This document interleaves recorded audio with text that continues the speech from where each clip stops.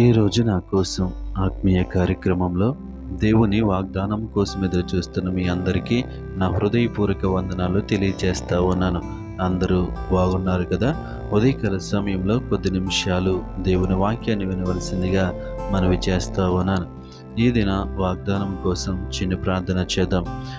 సర్వాధికారి సర్వశక్తివంతుడా, నీకు వందనాలు. భూమి ఆకాశములను సృజించిన గొప్ప దేవాని స్తోత్రములు. ఈ ఉదయకాల సమయంలో నీ వాక్యమును వినటానికి మాకు ఇచ్చిన గొప్ప ధన్యతను బట్టి నీకు వందనాలు చెల్లిస్తా ఉన్నాం. నీ వాక్యమును ధ్యానించుచుండగా మా జీవితాలకు, మా బ్రతుకులకు కావలసిన వాక్య సందేశం ద్వారా మాతో మాట్లాడమని యేసు నామములో అడుగుచున్నాము తండ్రి, ఆమేన్. ఈరోజు దేవుని వాగ్దానము ఫిలిప్పీలకు రాసిన పత్రిక 1వ అధ్యాయము 28వ వచనము. మీరు క్రీస్తు సువార్తకు తగినట్టుగా ప్రవర్తించుడి.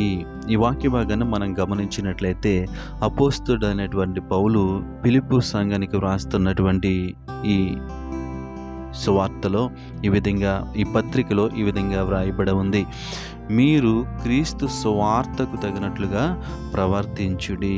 మన ప్రవర్తన ఏ విధంగా ఉండాలి అంటే, మన ప్రవర్తన క్రీస్తు సువార్తకు తగినట్లుగా ఉండాలి. అంటే క్రీస్తు మనకు ఏ విధంగా అయితే సువార్తను ప్రకటించాడో ఆ సువార్త ప్రకారము జీవించినట్టుగా, ఆ సువార్త ప్రకారం బ్రతికినట్లుగా మనము ప్రవర్తించాలి. మన ప్రవర్తన దేనికి తగినట్టుగా ఉండాలి అంటే, దేవునికి తగినట్లుగా ఉండాలి. దేవుని సువార్తకు తగినట్లుగా ఉండాలి. అంటే ఆయన సువార్తను మనము అంగీకరించి, ఆయన వాక్యమును మనము అంగీకరించి ఈ లోకములో జీవిస్తూ ఉన్నప్పుడు మనము ప్రవర్తించేటువంటి ప్రవర్తన, అంటే మనం జీవించేటువంటి జీవన విధానము, మనం మాట్లాడేటువంటి మాటలు, మనం ఆలోచించేటువంటి ఆలోచనలు దేనికి దగ్గరగా ఉండాలి అంటే, దేనికి సమీపముగా ఉండాలి అంటే సువార్తకు తగినట్లుగా. దేవుని నామానికి మహిమ కలుగును గాక. దేవుని వాక్యమునకు తగినట్లుగా మన ప్రవర్తన ఉండాలి. దేవుని వాక్యమునకు తగినట్లుగా మన మాటలు ఉండాలి.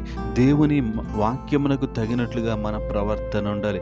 ఎప్పుడైతే ఈ విధమైనటువంటి ప్రవర్తన మనం కలిగి ఉన్నామో అనేక మందికి మనము యేసు క్రీస్తు వారి సువార్తను ప్రకటించగలము. ఈ లోకంలో మనం చూస్తూ ఉన్నప్పుడు అనేక మంది ఈ లోకానికి తగినట్లుగా జీవిస్తూ ఉంటారు.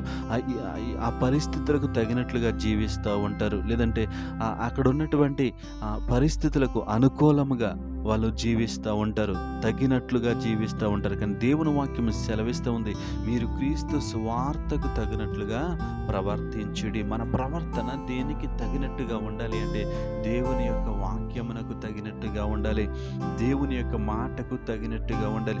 ఎవరైతే ఈ విధంగా జీవిస్తూ ఉంటారో వాళ్ళు ఒక సువార్తగా మారతారు. దేవుని నామానికి మహిమ కలుగును గాక.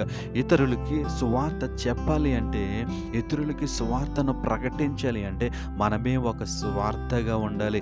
మనము సువార్తగా ఉండటం అంటే ఏంటి అని మనం ఆలోచన చేసినట్లయితే, మనము వాక్యానుసారముగా జీవించాలి. మనము దేవుని సువార్త ప్రకారము జీవించాలి. మన దేవుని మాటల ప్రకారము జీవించాలి. వాటికి తగినట్లుగా మనం ప్రవర్తించినప్పుడు, వాటికి తగినట్లుగా మన జీవితం ఉన్నప్పుడు అనేక మందికి మనము సువార్త ప్రకటించే వారిగా ఉంటాం. దేవుని నామానికి మహిమ కలుగును గాక. ఈ ఉదయకాల సమయంలో ఈ వాక్యం వింటున్న ప్రియ సహోదరి సహోదరుడా, నీ ప్రవర్తన దేనికి తగినట్లుగా ఉంది? నీ మాటలు దేనికి తగినట్లుగా ఉన్నాయి? ఒక్కసారి ఈ వాక్యమును బట్టి పరిశీలన చేసుకోవలసిందిగా మనవి చేస్తా ఉన్నాను. నీ ప్రవర్తన, నా ప్రవర్తన దేనికి తగినట్టుగా ఉండాలి అంటే క్రీస్తు సువార్తకు తగినట్టుగా ఉండాలి. ఎప్పుడైతే మన ప్రవర్తన క్రీస్తు సువార్తకు తగినట్టుగా ఉంటుందో మనమే ఒక సువార్త పత్రికగా మారుతాం. మన మాటలను బట్టి, మన యొక్క ఆలోచనలు బట్టి, మన యొక్క ప్రవర్తన బట్టి అనేక మంది దేవుని దగ్గరికి రావటానికి అవకాశం ఉంటుంది. ఎప్పుడో తెలుసా? మనము క్రీస్తు సువార్తకు తగినట్టుగా జీవించినట్టు. అట్టి కృప దేవుడు మనకి అనుగ్రహించునుగాక. గొప్ప దేవుడా, సర్వాధికారి, సర్వశక్తివంతుడా, నీకు వందనాలు. ఈ ఉదయకాల సమయంలో నీ వాక్యం ద్వారా మాతో మాట్లాడినందుకు వందనాలు ప్రభువా. నీ సువార్తకు తగినట్లుగా మా ప్రవర్తన ఉండడానికి, నీ సువార్తకు తగినట్లుగా మా జీవితం ఉండాలని, నీ సువార్తకు తగినట్లుగా మా మాటలు ఉండాలని మాతో మాట్లాడ. అవును ప్రభువా, అట్టి రీతిగా నేను జీవించి అనేక మందికి నీ సువార్తను ప్రకటించే వ్యక్తిగా ఉండడానికి నీ కృప చూపించమని యేసు నామములో అడుగుచున్నాను తండ్రి. ఆమేన్.